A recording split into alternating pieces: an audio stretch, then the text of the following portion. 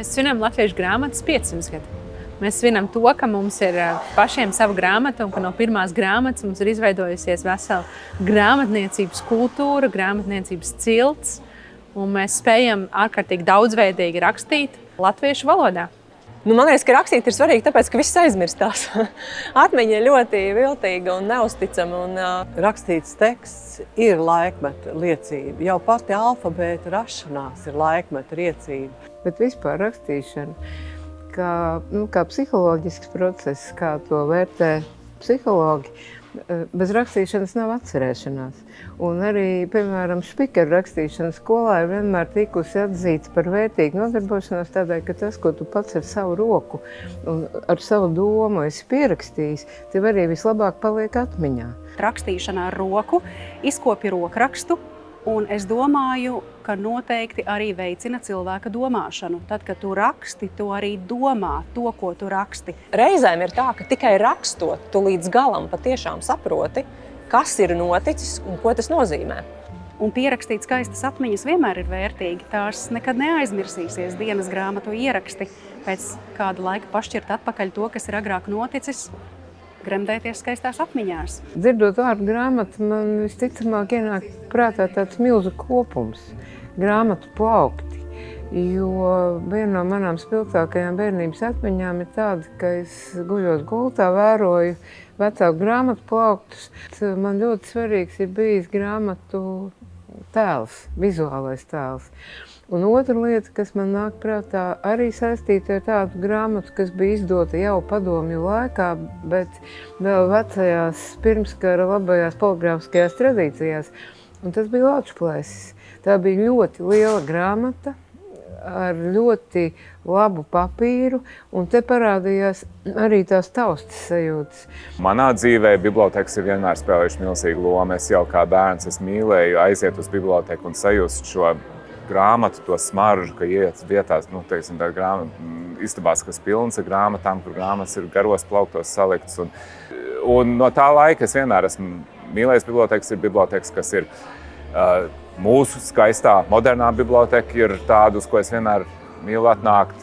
Savukārt, kad es dzīvoju Ņujorkā savu laiku, Ņujorkas publiskā biblioteka savukārt ir tādu cēlu, tumšu kokā apdarītu zāli, kur sēž pie gariem galdiem ar gaismām, un tur cilvēki tā klusībā lasa grāmatas, kas ir pieejamas varbūt tikai tajā bibliotekā. Tā ka man iespēja par bibliotekām ir ļoti daudzveidīga, bet tās man ir ļoti mīļas vietas. Tālāk jau arī skolas vide ir svarīgi, ka skolās ir biblioteka, ka skolēni tiek iepazīstināti vispār, ka mums skolā ir laba biblioteka. Jūs šeit varat nākt mācīties, pavadīt laiku, un jūs arī varat paņemt uz mājām kādu interesantu grāmatu izlasīt. Bibliotekai skolā ir jābūt atvērtai. Bibliotekai jābūt tādai, kur bērni grib ienākt, nevis no viņas labāk iziet. Un trešā lieta bibliotekārei ir arī jābūt tādai, no kuru bērni grib pieiet pajautāt, nevis nepajautāt, tas varbūt ir ironija. Bet un bibliotekai ir skolā jābūt caurvijai. Tā nevar būt ēka, respektīvi tā nevar būt telpa skolas kreisā spāna gaiteņa galā, kurā nekad nedeg lampiņa, un es aizēju tur vienreiz gadā pēc mācību grāmatām. Bibliotekai jābūt, un patiesībā Raunas pamatskolā tas ir kaut kā ļoti loģiski, ka biblioteka ir ēkas vidū, tieši pie ieejas. Un tā, ka tur neieiet, faktiski nav iespējams.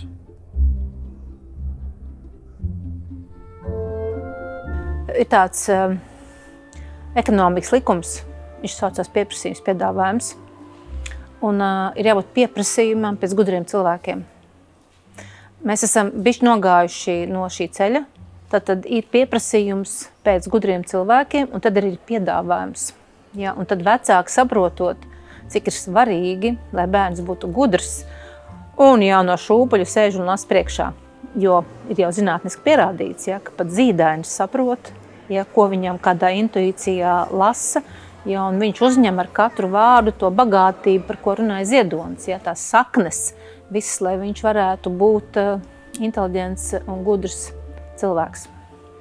Es domāju, ka tas, kas šeit ir jūtams, ka cilvēki grib veltīt savu laiku lasīšanai, grib veltīt laiku grāmatām, bibliotēkām, un ir ļoti atvērti nākt uz sarunām un īstenībā arī piepūlēties, lai pavadītu laiku ar saviem bērniem lasošā un grāmatīgā vidē, lai satiktos ar draugiem grāmatīgā vidē. Un es domāju, ka arī šī diena pierādīja to, cik daudz mums ir domu biedru un cik patiesībā daudziem no mums rūp lasoši bērni, lasoši līdzcilvēki, inteliģenta sabiedrība, inteliģenta vide un spēcīgs, protams, arī bibliotēku tīkls, ko mēs redzējām caur visiem tiem plašajiem pieslēgumiem, kas pieslēdzās un sekoja līdz šodienas norisēm. Tas ir tas, kas jādara, ir jāstāsta vairāk šo stāstu, jo nekā citādāk jau tas bērns arī neiemācīsies to grāmatu lasīt, ja viņam vecāki to ierāda, ja viņš redz, ka apkārt draugi aizraujās. Vienkārši šis grāmata ir tik burvīga vieta, kurā ieiet tāda pasaule, kurā tu vari ieiet un justies citādi, tā kā atslēgties no savām tām reālajām, nezinu, kaut kādām problēmām vai lietām un vienkārši ienirt tādā foršā vietā, kurā tu kļūsti gaišāks, gudrāks, kas ir aizraujoša. Vismaz tas ir, kā es lasot jūtos, ir sevišķi tagad šajā digitālajā pasaulē, kurā ir sajūta, ka tev visu laiku gāžas virsū nepārtraukta informācijas plūsma.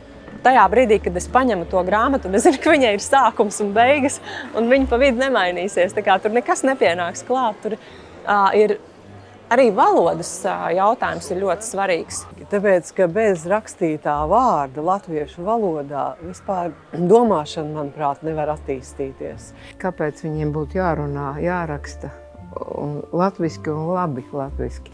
Un viņš viņiem teica, ka katrs pavirši lietots vārds, ko viņi lieto laikā, kad, teiksim, strelnieks krīt ar vārdu "es esmu latvietis" uz lūpām, ka tas ir ļaunums pret šo zemi, pret šo tautu.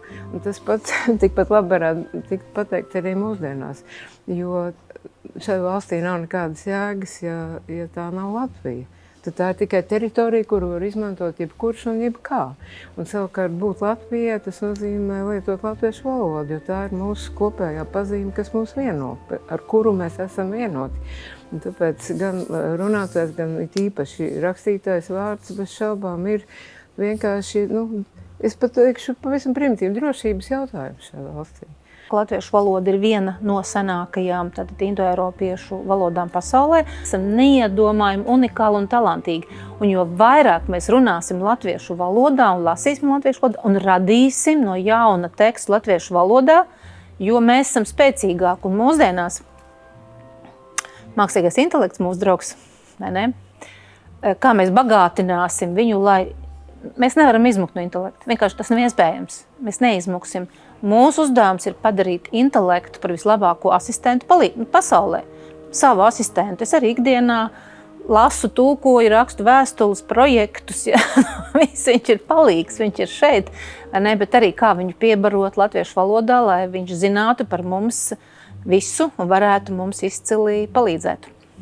Es domāju, ka šobrīd mūsu loma ir noteikti toni valstī. Nacionālajai bibliotēkai ir jābūt tam vilcēju un stūmēju spēkam, kas nosaka toni, ka mums ir nepieciešama lasoša, zinoša, inteliģenta, izglītota sabiedrība.